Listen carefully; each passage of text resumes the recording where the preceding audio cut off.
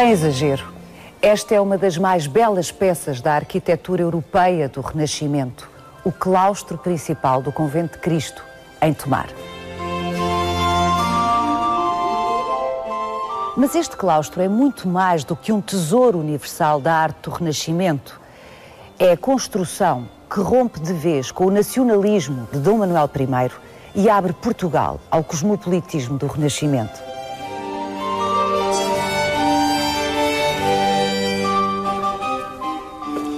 Com este claustro que o brilhante arquiteto Diogo de Torralva desenhou, enterrava-se a Idade Média em Portugal.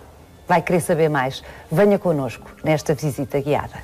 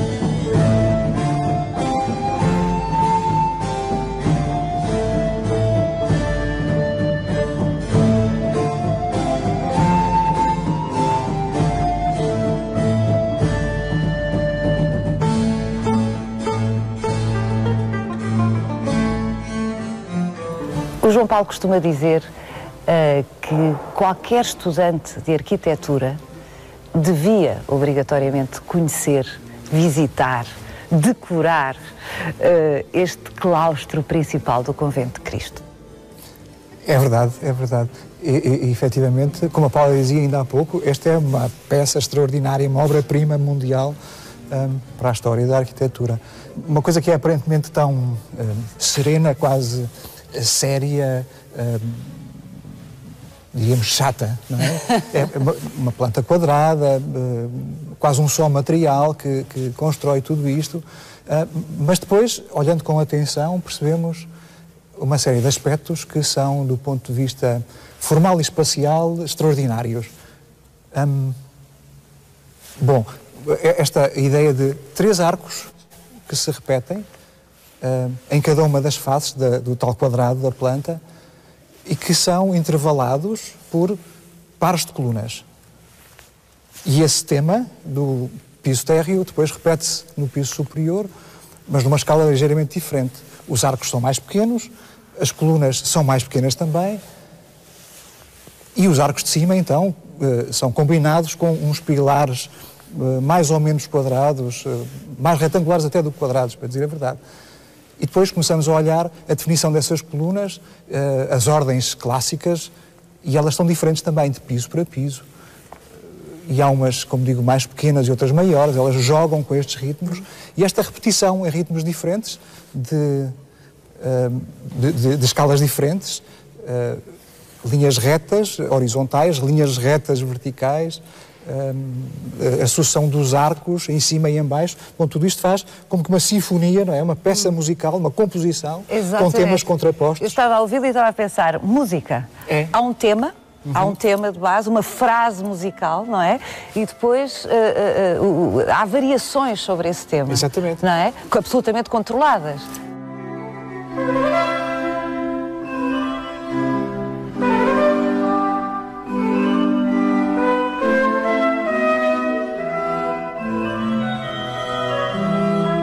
Aqui o controlo, a racionalidade, se quisermos, é absoluta. Não há devaneios, fantasias.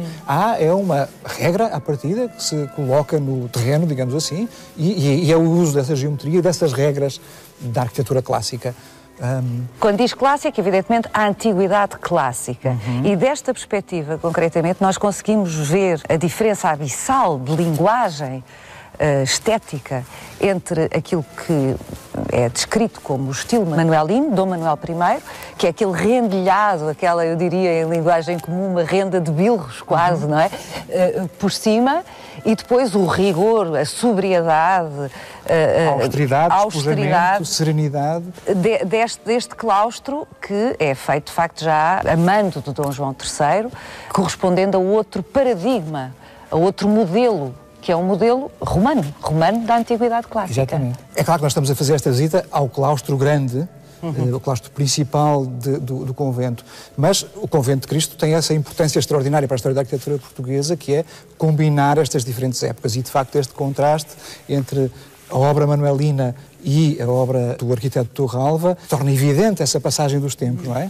E teríamos ali atrás ainda o princípio da obra mandada construir por Dom João III, do arquiteto João de Castilha. Teríamos lá mais adiante a charola e mais adiante ainda o castelo. Enfim, Tomar, de facto, é um repositório completo de centenas de anos da história da arquitetura e tem essa importância. E aqui, de facto, desta perspectiva, vemos esse contraste extraordinário, não é?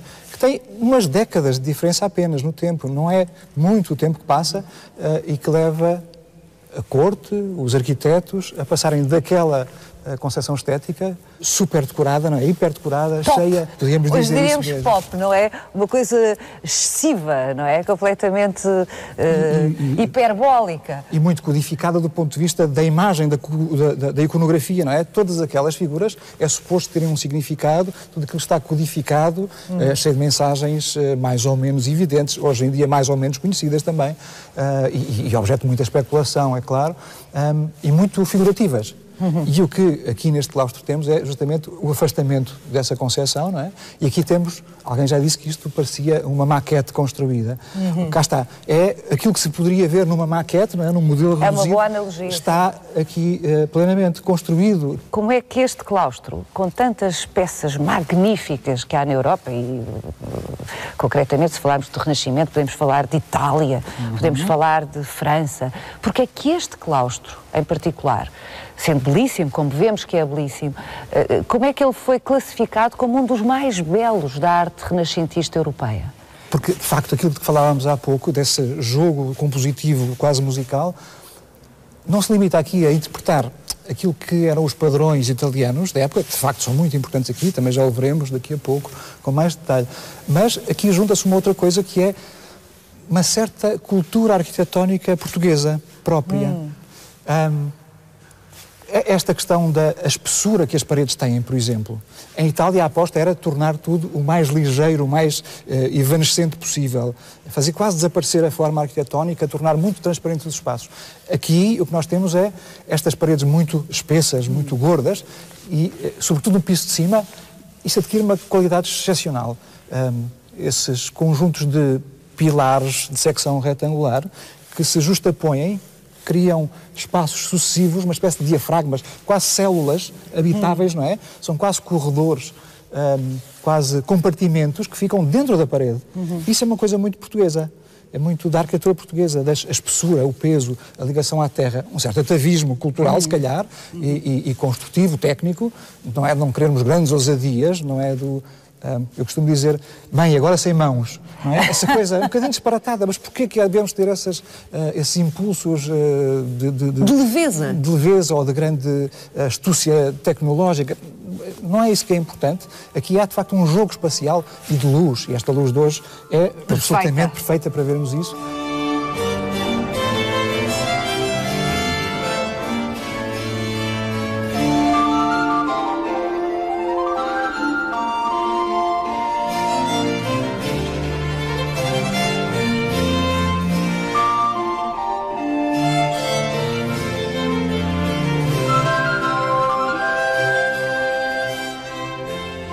O reconhecimento da excepcionalidade deste claustro foi feito por um historiador da arte de referência, Kubler. O Jorge Kubler, justamente, é um homem que vai fazer no final dos anos 60, publicando já em 1972, penso eu, uma obra que ficou como referência para a história da arquitetura, e ele vai ser quem... O embaixador. Exatamente, e de uma maneira assim, perfeitamente clara, vai colocar o rótulo de obra-prima mundial ao claustro grande de Tomar.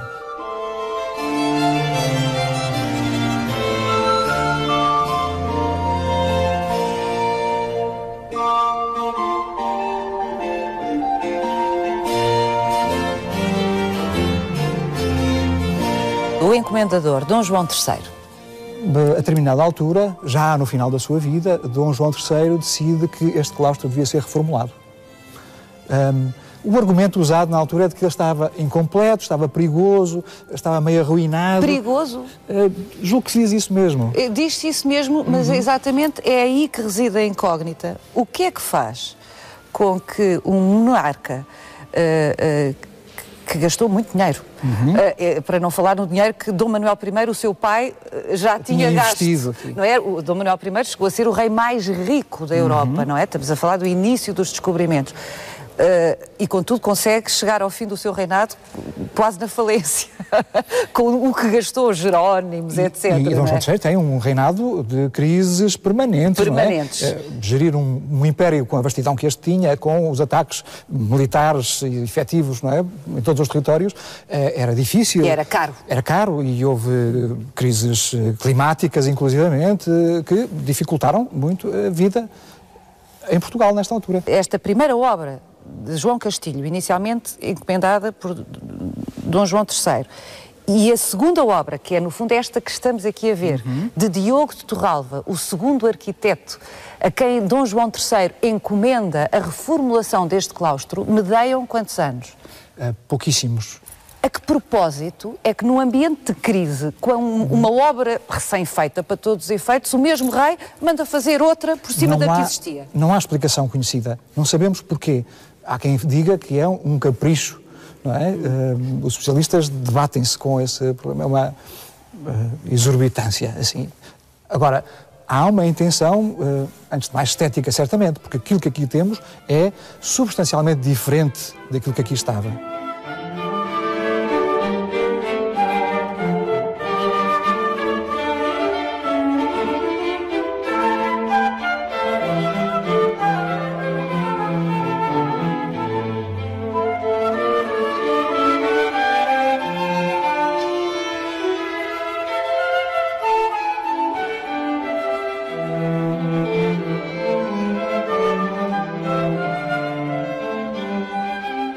E o que é curioso, por um lado, é sabermos que Torralva e Dom João III vão negociar este projeto ao longo, talvez, de 2 anos.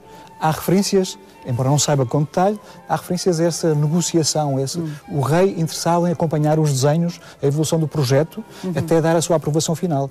E o rei acaba por morrer antes de o contrato estar assinado definitivamente com o arquiteto. O que significa que houve polémica, ou pelo menos não se puseram de acordo, porque 2 anos a discutir um projeto... Certamente. E vai ser já a viúva, Dona Catarina, que vai finalmente encomendar a obra ao arquiteto, que se constrói, tal como a vemos aqui, e que irá ser mais uma vez quase concluída, e só mais uma vez, anos mais tarde, é que ela vai ser definitivamente fechada, já no tempo dos Filipes, já com o arquiteto Terzi, um outro que vem simplesmente fechar a obra.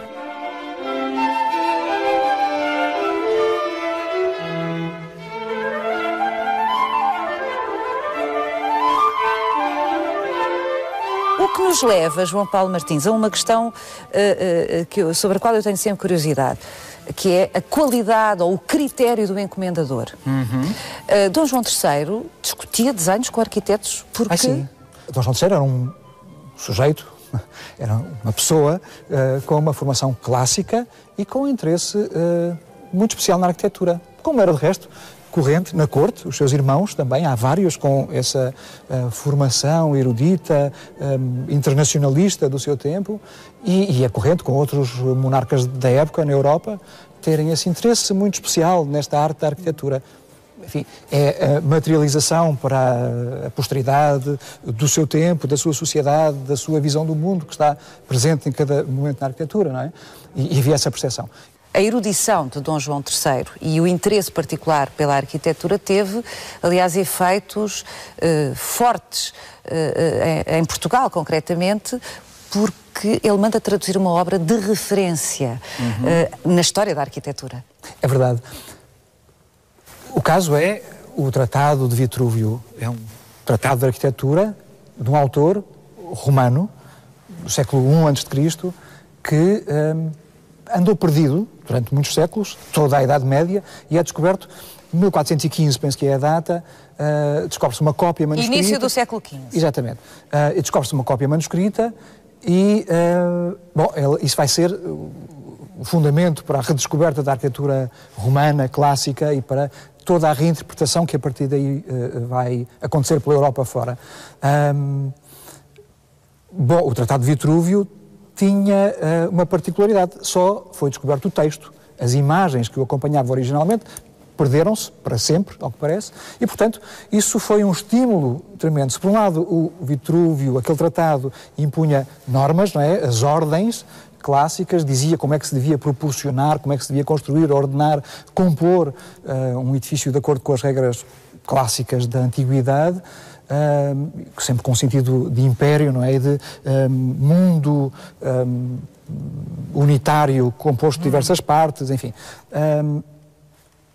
Vitrúvio não tinha, o tratado não tinha desenhos. Os desenhos desapareceram, não... E, portanto, isso obrigava os autores contemporâneos dessa descoberta a reinterpretarem aquelas palavras e a proporem eles próprios desenhos que interpretassem aquilo. O que é aliciante, era interessante, claro. Por um lado havia uma norma, mas havia uma norma tão aberta que obrigava cada um a vir interpretar a seguir e a fazer desenhos e a propor obras que reinterpretassem isso.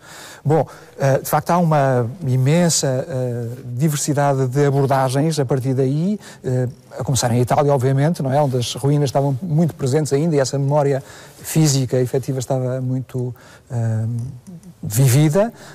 Mas depois Vitrúvio vai ser traduzido em diversas línguas e justamente Dom João III vai propor a tradução de Vitrúvio, que está perdida, a tradução em português, a Pedro Nunes, nada menos. Nisso tudo a invenção da palavra impressa. É verdade. É muito importante, senão não seria tão fácil fazer circular essas obras. Obviamente. Os tratados de arquitetura ganham essa importância extraordinária nesta época, porque justamente a imprensa tinha sido descoberta e era possível fazer inúmeras cópias que circulavam entre os estaleiros, entre os arquitetos do mundo inteiro. A redescoberta ou a descoberta do Tratado de Vitrúvio coincide com o início da expansão portuguesa. Exatamente. É curioso observar essa coincidência cronológica. O manual, o original, ou melhor, a cópia, vai ser descoberta exatamente no ano em que os portugueses conquistam Ceuta e, portanto, há aí uma coincidência justamente de a expansão portuguesa às descobertas, não é? Este abrir mundos ao mundo, como se diz no chavão conhecido, perdermos esta visão da Europa como mundo fechado, ganharmos uma perspectiva sobre a diversidade geográfica, cultural, humana. Isto vem a par justamente dessa internacionalização também na arquitetura, com base nas formulações dos romanos e dos gregos. Com Dom João III é isso que vamos viver justamente, é essa abertura a uma linguagem internacional e essa ambição a fazer parte de uma mesma unidade de linguagem, de uma visão integrada do mundo, digamos assim, baseada numa regra, não é? De sentido autoritário e imperial, se quiser. Forçosamente.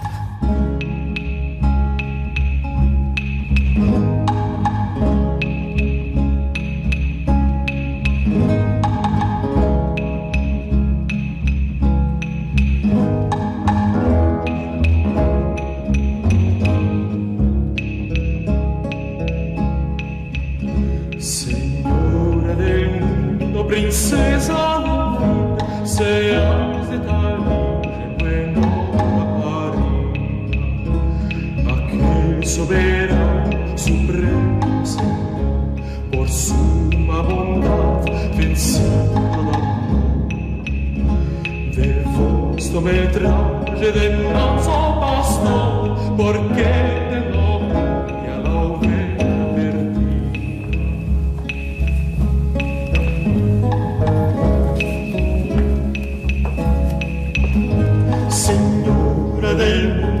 princesa da vida, se has de tal luxo en buenora parida, por vos, Virgem Santa. Bom, falta-nos falar sobre o grande Diogo de Torralva, o arquiteto a quem Dom João III encomenda misteriosamente, depois desta obra estar concluída pelo outro arquiteto a quem ele também tinha encomendado, João de Castilho, este claustro. E Diogo de Torralva é este homem, este herói para a história da arquitetura, que produz esta obra-prima, no fundo, que é uma caixa dentro de uma caixa, porque há vestígios aqui ainda da anterior. É também uma lição da arquitetura nesse sentido. Faz uma intervenção num sítio já existente, não é? Vai-se demolir uma parte substancial daquilo que cá estava, mas apesar de tudo deixam-se vestígios, restos, enfim, peças inteiras que ficam nessa periferia, tendo cuidado de manter esses espaços visíveis. É o caso daquilo que estamos a ver aqui atrás de nós. Esta sequência, não é? Portanto, isto aqui é Torralva, ali é Castilho. Ou é ainda a obra manuelina, duas campanhas atrás, não é? Há um respeito, enfim, mitigado, é certo, porque uma grande parte foi demolida, mas há um respeito, há um deixar visível, apesar de tudo, aquilo que antecedeu a obra que era construída. E, bom, Torralva, de facto, é um daqueles mistérios também da história da arquitetura portuguesa. Não se sabe muito das origens, da formação... Não era português? Não se sabe. Os autores dividem-se. Podia ser italiano, podia ser espanhol, também poderia ser português. Também podia ser português. Há sítios com essa designação, Torralva, de onde ele poderia ser originário. Continua a ser um mistério. O que é certo é que encontramos referências ao Torralva numas obras, pontualmente, e depois ele vai adquirindo cada vez mais autonomia, não é? Vai adquirindo cada vez mais maturidade nas suas intervenções, nas suas encomendas, rapidamente se aproxima do círculo superior, digamos assim, da autoria da arquitetura, e vai estabelecer uma relação familiar fortíssima com a geração dos arquitetos anteriores. Ele vai casar com a filha de Francisco da Ruda, nada mais nada menos que o autor da Torre de Belém, e, portanto, rapidamente acede ao círculo mais elevado da classe. Porque essas relações familiares eram muito importantes na época. Não havia propriamente uma escola de arquitetura, não é? Não se ia à escola, não se aprendia nos livros. Portanto, era um conhecimento que passava entre pares sociais. Exatamente. E trabalhando na obra, não é? Trabalhando com a pedra nos sítios, nos estaleiros. E, portanto, passando de aprendiz a mestre.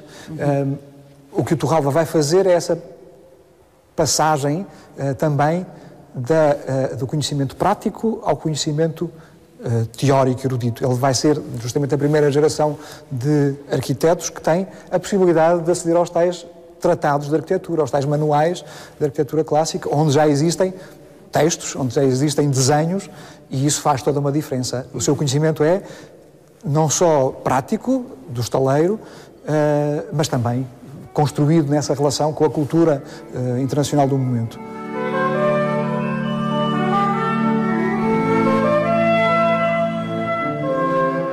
Há aqui uma harmonia perfeita da composição, não é?